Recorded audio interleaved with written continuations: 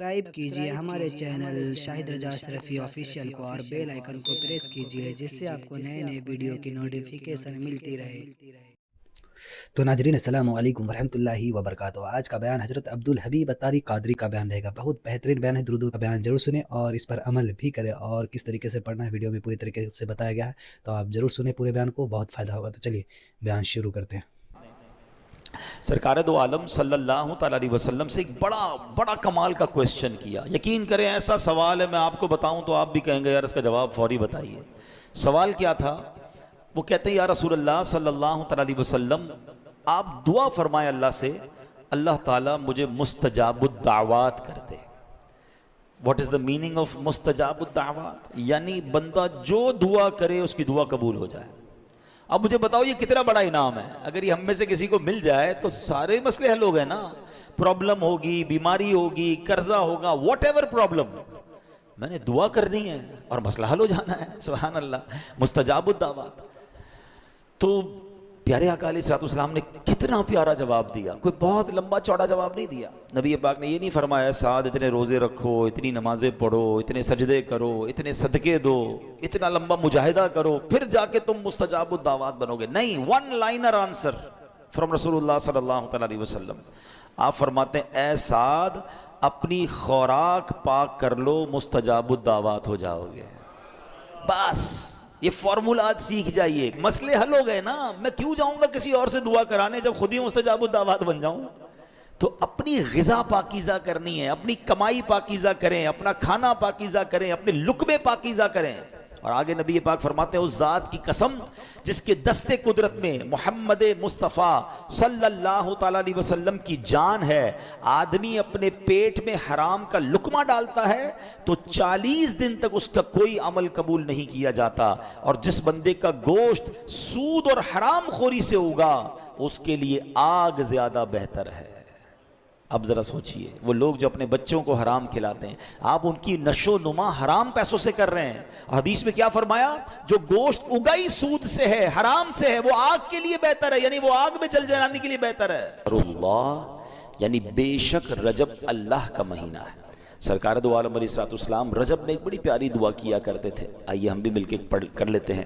اللہم بارک لنا فی رجب و شعبان و بلغنا رمضان۔ اے اللہ پاک ہمارے لیے رجب اور شعبان میں برکت عطا فرما اور ہمیں رمضان تک پہنچا دے، آمین۔ اب ذرا غور کریں اس دعا میں رجب اور شعبان کی برکت کی دعا کے ساتھ ساتھ رمضان سے کیسا پیار چھلک رہا ہے کہ ہمیں رمضان تک پہنچا دے، ہمیں رمضان سے ملا دے۔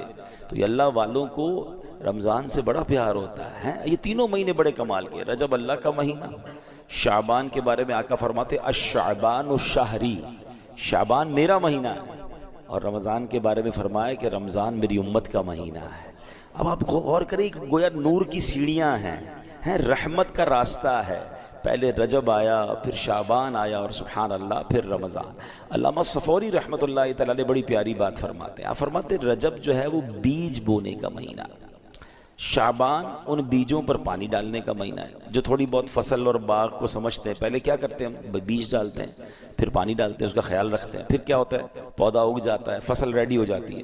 تو فرمایا رجب بیج بونے کا مہینہ ہے، شعبان ان بیجوں پر پانی ڈالنے کا مہینہ ہے، اور رمضان فصل کاٹنے کا مہینہ ہے۔ اور پھر اس کو ڈیفائن کیا انہوں نے، وہ کیا ہے؟ فرماتے ہیں جو رجب میں عبادت کا بیج نہیں بوتا، شعبان میں ان بیجوں پر اپنے آنسوؤں سے آبیاری نہیں کرتا، یعنی پانی نہیں ڈالتا، تو وہ رمضان میں رحمت کی فصل کیسے کاٹے گا؟ تو بی پریپیئر، تیار ہو جائیے، اب عبادت کا سلسلہ شروع کرنا ہے۔ اگر تھوڑی بہت گرد لگ گئی، مسجدوں سے دور ہو گئے تھے، عبادت میں سستی ہو گئی تھی، تو یہ رجب ایک پیغام دے رہا ہے کہ اب آ جاؤ، پھر سبحان اللہ مسجدوں کی طرف آ جاؤ، عبادتوں کی طرف آ جاؤ، تلاوت کی طرف۔ علماء بڑی پیاری بات فرماتے رجب میں 3 حرف ہیں، را، جیم اور با۔ انٹرپریٹیشن کیا ہے اس کی تفصیل کیا بیان کرتے ہیں؟ کہتے ہیں را سے مراد ہے رحمت الہی، آخر میں جو با ہے نا اس سے مراد ہے بر یعنی بھلائی، اور جو بیچ میں جیم ہے نا اس سے مراد ہے بندے کے جرم۔ اللہ کی رحمت یہ اعلان کرتی ہے کہ میری رحمت اور میری بھلائی کے درمیان میرے بندے کے جرموں کو کر دو اور اللہ کی رحمت گناہ معاف فرما دیتی ہے. دس از بیوٹیفل منتھ. تیار ہو جائیے. اب نماز قضا نہیں کرنی, اب عبادتوں سے جی نہیں چھڑانا, بلکہ اس میں جتنے ہو سکے اس میں روزے رکھنے. ایک بڑی خوبصورت نہر کا ذکر ہے روایتوں میں کہ جنت میں ایسی نہر ہے جس کا پانی دودھ سے زیادہ سفید ہے, شہد سے زیادہ میٹھا ہے, کمال کی نہر ہے. اور فرمایا اس نہر سے وہی پیے گا جو رجب میں روزے رکھنے والا ہوگا. تو اللہ مجھے اور آپ کو خوب نفلی روزے رکھنے کی توفیق عطا فرمائے. اچھا, رجب میں جہاں بہت ساری مبارک ہستیوں کا ذکر ہوتا ہے, مگر فرسٹ ویک آف رجب ایک بڑی عظیم ہستی کا بڑا ذکر ہوتا ہے, اور وہ کوئی اور نہیں, سبحان اللہ, یہ وہ ہستی ہیں جنہوں نے صرف 15 سال کی عمر میں دنیا کے ساز و سامان, دنیا کی سمجھے رونقوں کو ترک کیا اور راہ حق کے مسافر بنے, اور اتنا کمال حاصل کیا کہ انہیں نائب النبی کہا جاتا ہے. وہ ہستی جنہوں نے بر صغیر کو نور اسلام سے روشن کر دیا. یہ پاک و ہند تو پہلے ایک ہی تھا نا, یعنی ہم پر بھی ان کا احسان ہے. اس خطے میں اسلام لانا اور اسلام کو پھیلانے میں ان کا بہت بڑا کردار. کم و بیش 90 لاکھ غیر مسلم جو ہیں ان کے ہاتھ پر مسلمان ہوئے. اور سبحان اللہ, یہ کون ہیں؟ یہ خواجہ خواجگان, سلطان الہند, وارث النبی, نائب النبی, عطائے رسول, جنہیں دنیا خواجہ معین الدین حسن سنجری چشتی اجمیری رحمۃ اللہ تعالی کے نام سے جانتی ہے. آپ 537 ہجری میں سجستان کے علاقے سنجر میں پیدا ہوئے. نجیب الطرفین سید ہیں, یعنی والد اور والدہ دونوں کی طرف سے آپ سید زادے ہیں. 12 واسطوں سے آپ کا سلسلہ مولائے کائنات مولا علی شیر خدا کرم اللہ تعالی وجہ الکریم سے جا ملتا ہے. 15 سال کی عمر میں ہی آپ کے والد کا سایہ آپ کے سر سے اٹھ گیا تھا. 15 سال کی عمر میں ہی آپ نے گھر بار چھوڑا اور راہ خدا کے مسافر بن گئے. یہ بھی بڑا کمال کا واقعہ ہے. والد صاحب کا انتقال ہوا تو آپ کو اچھی خاصی جائیداد مل گئی, باغ بھی ملا, پنچکی بھی ملی, گویا ایک اچھی پراپرٹی مل گئی. 15 سال کے نوجوان کو زیادہ پیسے مل جائیں اور باپ کا سایہ بھی نہ ہو تو نارملی تربیت اچھی نہ ہو تو وہ اولاد اور بگڑ جاتی ہے.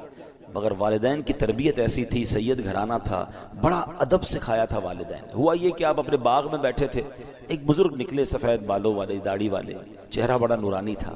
تو بڑی محبت سے اس 15 سالہ نوجوان نے اپنے باغ میں بلایا. اپنے باغ سے ایک کھجوروں کا خوشہ جو تھا, انگوروں کا خوشہ تھا, انگور نکالے, بزرگ کو بڑے ادب سے پیش کیے. اب وہ بزرگ اللہ کے بہت بڑے ولی تھے, انہوں نے دیکھا 15 سال کا نوجوان اتنا با ادب, اتنی محبت, تو آپ نے اپنی نگاہ ولایت ایسی ڈالی اور اپنی جھولی سے ایک ایسا کھلی کا, سمجھ لے اناج کا کوئی ٹکڑا نکالا اور انہیں کھلا دیا. بس 15 سال کے نوجوان نے اللہ کے ولی کا وہ تبرک کھانا تھا, وہ نگاہ ولی پڑھنی تھی کہ آپ کی دنیا بن گئی اور آپ خواجہ معین الدین چشتی اجمیری بن گئے. پھر آپ علم دین کے لیے نکل پڑے, آپ نے اپنا باغ بھی اللہ کی راہ میں خیرات کر دیا, لوگوں کو تقسیم کر دیا. مگر یہاں خواجہ معین الدین چشتی کی زندگی کا جو ٹرننگ پوائنٹ تھا نا, وہ بڑا کمال کا ہے. وہ غور کیجئے, وہ کیوں ملا نا یہ مرتبہ. وہ کہتے ہیں نا, با ادب با نصیب, بے ادب بد نصیب. ہمیشہ زندگی میں یہ فارمولہ یاد رکھیں. نوجوان بیٹھے ہیں, بچے بیٹھے ہیں, زندگی میں با ادب رہیے گا, بے ادبی نہ ہو, گستاخی نہ ہو. جو روڈ انداز ہوتا ہے نا, آج کل کا نوجوان بوڑھوں کے سامنے بھی چیخ چیخ کر بات کر رہا ہوتا ہے, بزرگوں سے بھی ادب سے بات نہیں کر رہا ہوتا.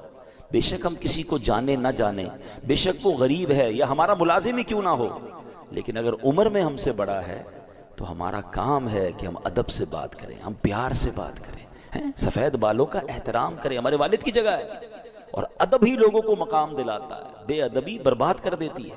جو زندگی کا یہ اصول بنا لیں. اور اسی طرح بزرگوں کو چاہیے, بڑوں کو چاہیے وہ بچوں پر شفقت کریں.